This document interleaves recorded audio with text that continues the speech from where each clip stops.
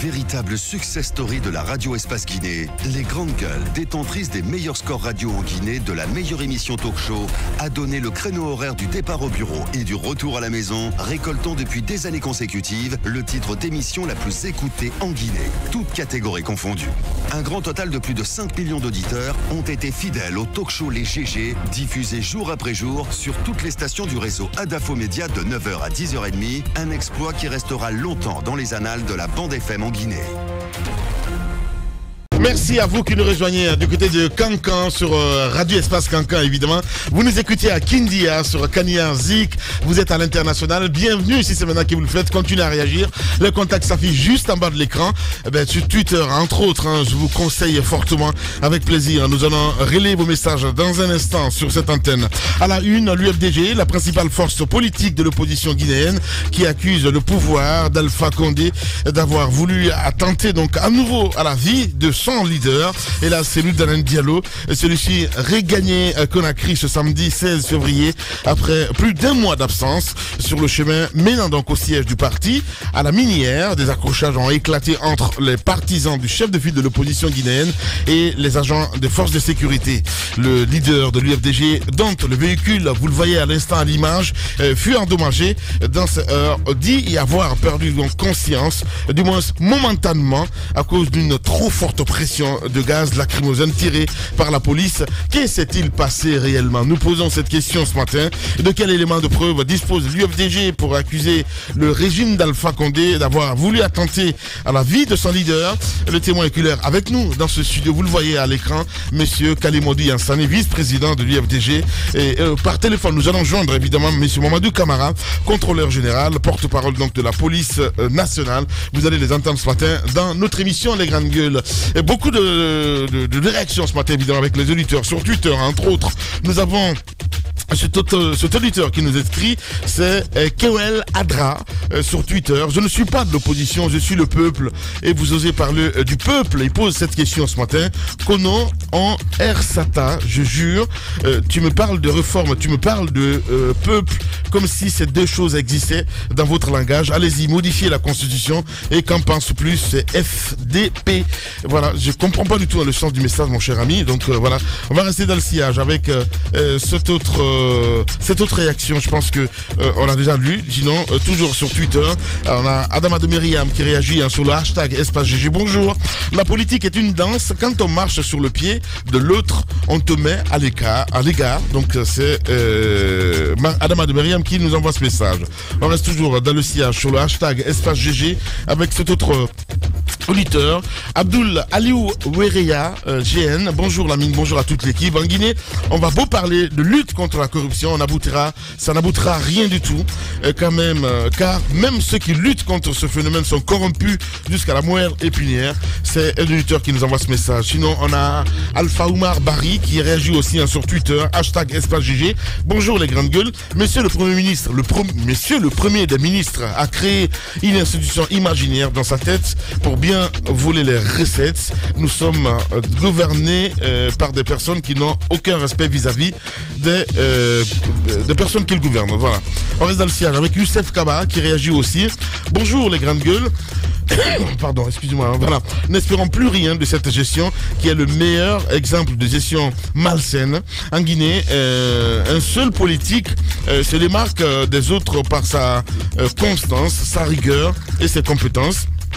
Lansana Kouyaté, avec lui la Guinée sera ce que nous souhaitons, on l'espère. On reste avec cet autre, toujours Youssef Kaba, qui lance des pics à l'IFDG. C'est lui vraiment alarmiste, violent et perturbateur.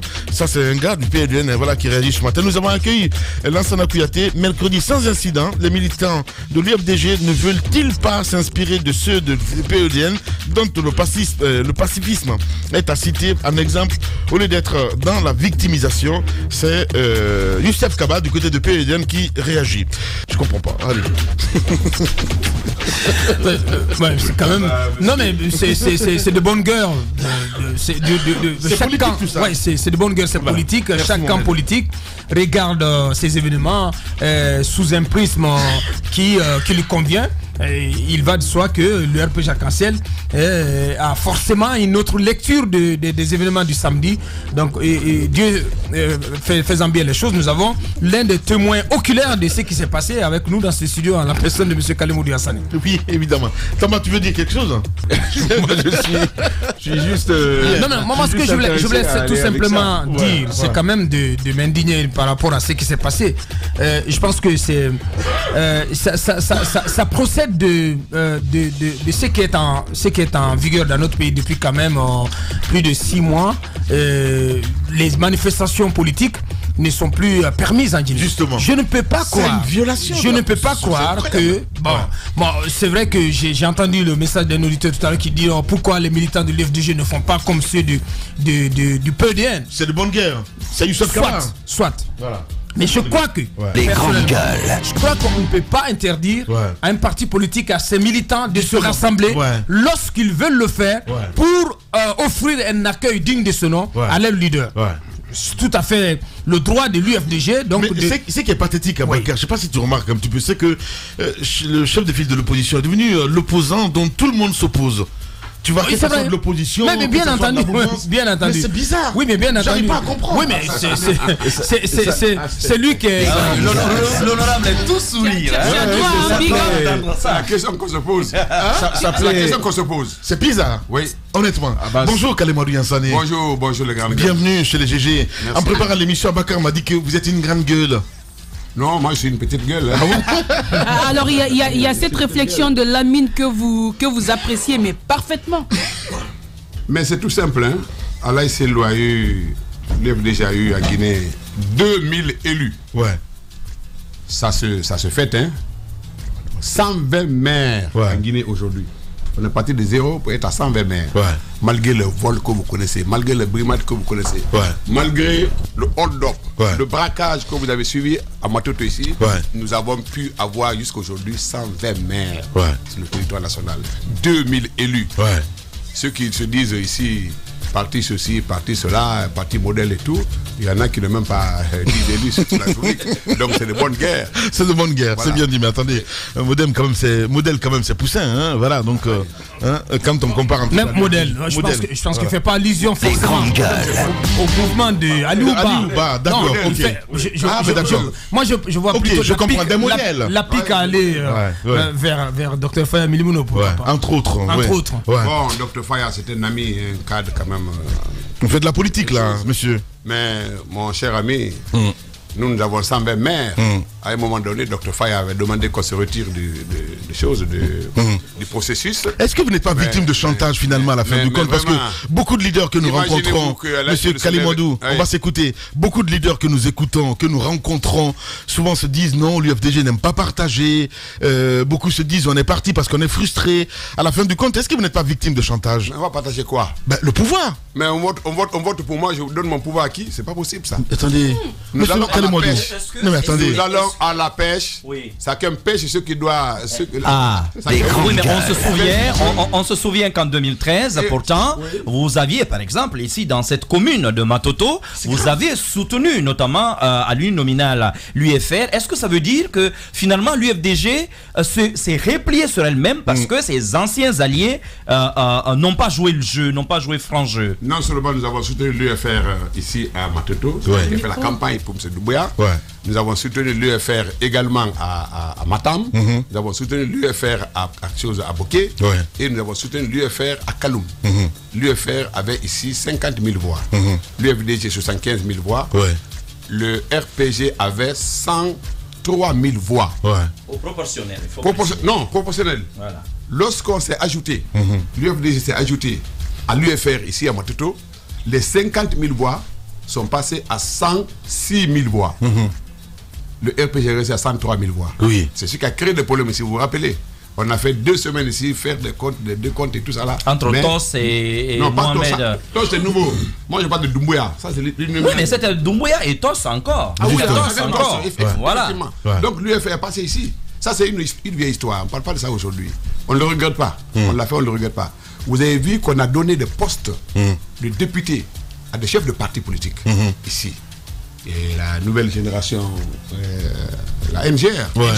Et puis l'UFC. Ils sont où aujourd'hui? NFD aussi. NFD aussi. Ils sont où aujourd'hui? Tout le monde est parti.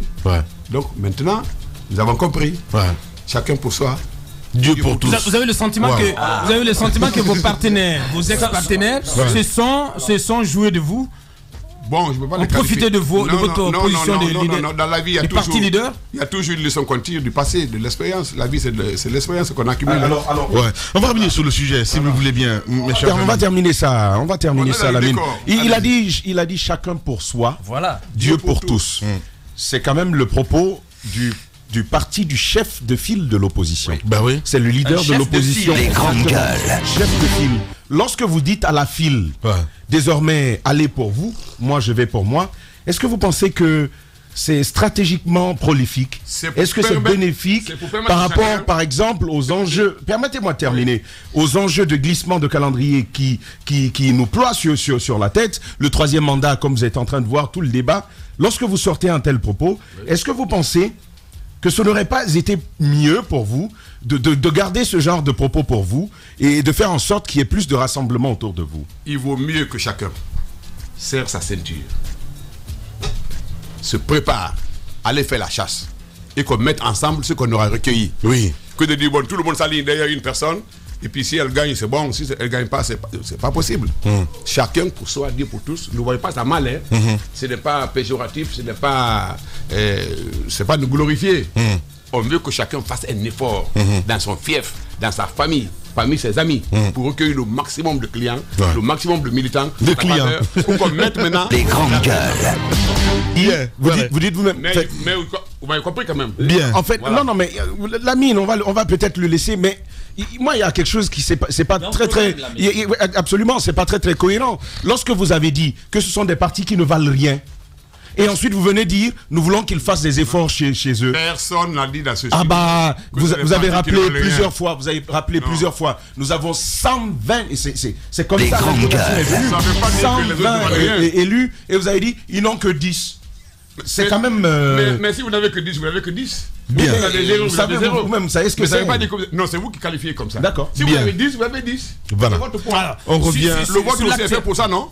Alors, on revient sur l'actualité à Bakar. Le samedi, là, c'est le revenait donc à Conakry après plus d'un mois d'absence. Qu'est-ce qui s'est passé? Vous avez la veille appelé vos partisans donc à se mobiliser à l'aéroport et donc une assemblée générale extraordinaire était prévue à vos sièges. Vous étiez du cortège du chef de file. On nous apprend que vous étiez à ses côtés. Qu'est-ce qui s'est passé?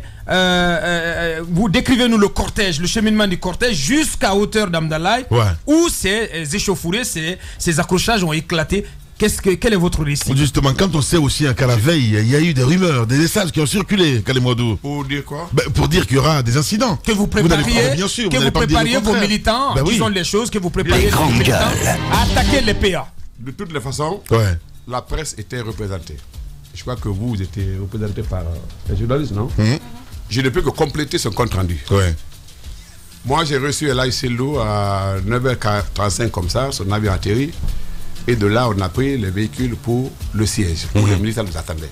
Et on a pris soin de faire un communiqué pour dire que l'Assemblée générale ordinaire commence à 10h. Que tous les militants devaient attendre le président au siège à 10h ce jour-là.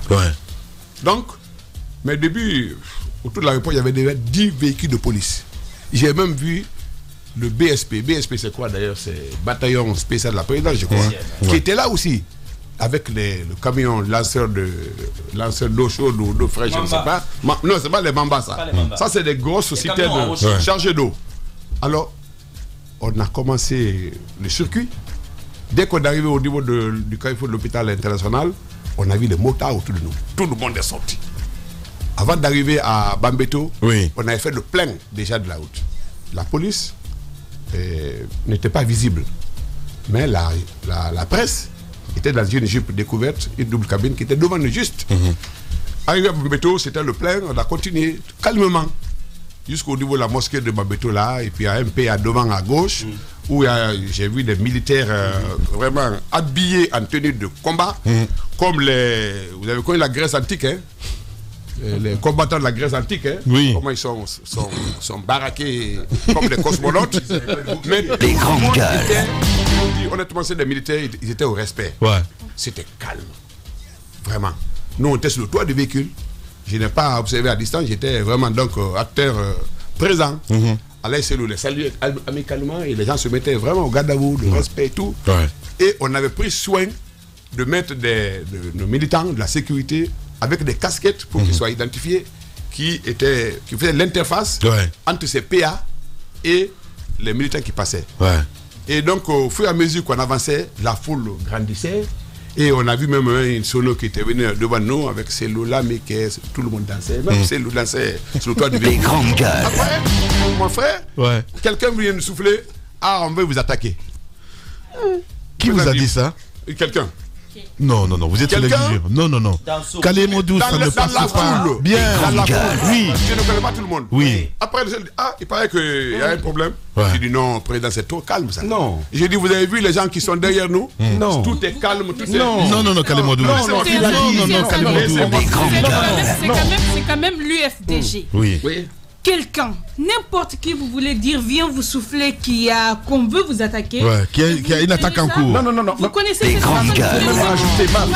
Vous savez, il y a trop de mauvaises langues. Il y en a qui peuvent venir nous intimider ou nous effrayer. Moi, quand on m'a soufflé ça, j'ai dit au président. Donc vous n'y avez pas cru? Moi, je n'ai pas cru. Et le président? Honnêtement, il n'a pas cru. C'est un militant de l'UFDG qui vous a dit ça? Qui vous l'a sifflé? Qui vous l'a sifflé? C'est parce qu'on était entouré de monde. Mbado. Non, un bado qui vient vous dire. Non, mais attendez. Le bado. Oui. Le bado. Si le bado arrive à moi, à la limite, je vous donne un coup de poing. Non, mais attendez. Un coup de poing. Lamine. Je n'accorde pas de crédit dans ce que vous dites. Honnêtement parlant, dites-nous la vérité, Kalemodou. C'est aussi simple que ça. Voilà. Quelqu'un qui est là. Les grandes gueules. Nous avons été informés. Monsieur Il y a un Kalemodou. problème qui se prépare. Monsieur Kalemodou. Moi, je n'ai pas cru. Monsieur Kalemodou. Parce que l'atmosphère, l'environnement, le comportement, il faut le reconnaître. Et puis quand je dis, bon, la police est bien comportée, on va couper cette partie-là seulement. Quand le monde opposant dit que la police est bien comportée, moi j'ai vu ces policiers-là, ces gendarmes-là, bien arrêtés, garde à vous, elle a essayé de les saluer. Eux, ils répondaient amicalement. On a continué jusqu'à un certain niveau. Qui vous a sifflé à l'oreille qu'il y a une attaque en cours? Il faut revenir sur cette question. Je ne peux pas, sur 2000 personnes, je ne peux pas savoir ce qui peut se passer. Il y a un problème. Les mots ont leur sens. Oui, mais par quel moyen? Permet Aboubacar. Permet. Ce n'est pas. Monsieur Kalemodou. Monsieur Kalemodou. Quand on est en voiture, il y en a qui viennent donner des casquettes, il fait chaud.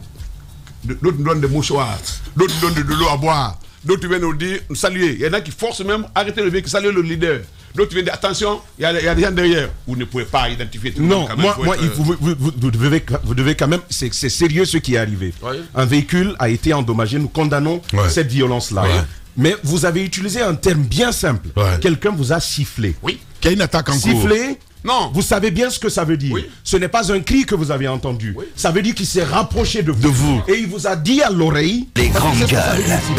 Et il vous a dit que vous allez être attaqué. Qui est cette personne? Vous ne pouvez pas dire que vous ne la connaissez pas. Je ne peux pas. Ah, c'est pas normal. Dans une foule. Libre à lui, mon cher ami. Allez-y, monsieur Kalemodou. Voilà. Après. Donc on continue. Oui. Et moi j'ai dit, mais c'est calme là devant. Tout est bon enfant, tout est amical, ça passe bien, la foule danse, tout le monde. Même moi je dansais bien. Les grandes gueules. Maintenant, 10 minutes après, même pas 10 minutes, quelques minutes après, je vois le gaz qui tombe devant nous. Il dit, ah, ça c'est pas ça. Finalement, on est descendu du toit et on s'est assis sur le machin, les chaises. Et ça continue à pleuvoir. On a été asphyxiés complètement dans la voiture. J'ai vu les gardes du président se tapir sur le toit du véhicule, se coucher littéralement sur le toit, parce que le toit était ouvert. Il y en a qui étaient sur les vitres, il y a 2 qui étaient accrochés à la vitre arrière, 2 couchés sur le toit du véhicule. Entre-temps, j'entends POUM. Les grandes gueules. Ah, il était avec lui, il dit, ah mais qu'est-ce qui se passe? Je dis non, c'est une fausse manœuvre. Honnêtement, jusque-là, je n'étais pas sûr, je ne pouvais pas imaginer qu'on pouvait faire ça. Tellement le circuit était bien, ça s'est bien passé. J'entends encore boum. Je dis, ah, ce n'est pas une fausse manœuvre ça, c'est prémédité. Je me dis, qu'est-ce qui se passe? Il dit, ah, le pneu est crevé. Je dis, non, le pneu n'est pas crevé. Il y a une partie de la tôle qui traînait je crois, sur le sol. Et donc, il avait estimé que c'est le pneu qui était... Les grandes gueules. Le chauffeur, avec les gens qui étaient couchés sur les vitres, il n'avait qu'un petit trou par lequel voir la route. Avec tout ce monde-là qui était, il a filé. Ça s'est passé, on appelle Tour Eiffel. Le tournant là, on appelle ça Tour Eiffel. Avant le siège de l'ancien siège de RPC. Alors nous, on a filé. Parce que devant, c'était maintenant libre. Ouais. Les gens nous ont poursuivis. Méchamment. Les forces de l'ordre? Méchamment poursuivis. La police qui était devant a reçu les gaz dans la Jeep qui était devant nous. Il y a un journaliste qui a été blessé, qui a reçu le projectile au front. Ils l'ont jeté, ça a poigné le front, il a été blessé. Les autres ont détalé, chacun est parti là où il peut. On a continué, poursuite, sauvage, jusqu'au niveau du bâtiment qu'on appelle le Turquoise. Un immeuble là qu'on appelle la Turquoise. CBG. C'est là où on a aussi encore notre coup. Une autre Jeep a dépassé le cortège et est passé frôler à devanture du véhicule, carrément enlever les ailes, détacher les trucs. Vous avez vu les photos, je crois. Oui, effectivement. Et c'est garé devant nous. Le chauffeur a voulu l'éviter, mais comme les gens étaient couchés sur le toit, le président a dit arrête-toi. Il a dit au chauffeur de s'arrêter. Le chauffeur s'est arrêté. À ce moment-là, la Jeep s'est garée devant nous. L'autre qui nous poignait derrière s'est garé derrière nous. Et une autre s'est garée là. Ils sont tous descendus. Et je me suis retrouvé avec une armada d'une quinzaine de policiers armés comme des non-guinéens. Alors il a dit, mais qu'est-ce que vous voulez? Vous voulez me tuer? Ils étaient tous arrêtés comme ça. Après ils ont tous quitté quoi. Je n'ai pas vu d'armes à feu, honnêtement, avec eux. Mais ils étaient avec des lanceurs de grenades là, de trucs et tout. Les grandes gueules. À 15 mètres, ils ont commencé maintenant à nous arroser de gaz. Méchamment. Et où étaient en ce moment les militants? Vous étiez seuls? Mais ils ont fait fuir les militants derrière, devant, dans les quartiers et tout. Moi, c'est la sécurité qui m'a extrait de main aussi, et pour mettre sur une moto. Donc vous étiez seul au moment où on a gazé le véhicule à nouveau. Le véhicule de l'âge était seul au niveau de CBG au moment où on vous a attaqué et immobilisé. On n'est pas arrivé à CBG, on était à Turquoise. À la Turquoise, oui, effectivement. Moi, j'étais dans la voiture, j'étais avec Alain Selou. La voiture de sécurité du parti avait été éloignée et envoyée dans les trottoirs. Mon propre Jeep était aussi très loin derrière, je ne sais pas qu'est-ce qu'elle était devenue. La Jeep de la presse qui était devant, malheureusement, les journalistes étaient vraiment sur le toit, ils étaient les plus exposés d'ailleurs. Alors, on raconte. Donc, attendez, je n'ai pas fini. Hein. Donc, moi, c'est la sécurité du parti qui m'a extrait maintenant de ce caca-là. Et je suis allé au côté gauche de la route. Ils m'ont mis sur une moto pour que moi j'aille. J'ai dit, je vais avertir les gens au siège pour ne pas qu'il y ait des problèmes là-bas aussi. Parce que si les gens apprennent qu'Alain Selou a été blessé, attaqué ou n'importe quoi, ça peut faire autre chose. Donc, lui, il a été. Sa sécurité l'a envoyé dans le quartier. Il avait presque perdu un peu connaissance. Et mon chauffeur l'a récupéré pour le déposer à la maison. Moi, j'arrive au siège à moto. On dit, qu'est-ce qui se passe, vice-président? J'ai dit, malheureusement, notre véhicule a été attaqué. Ils étaient déjà au courant.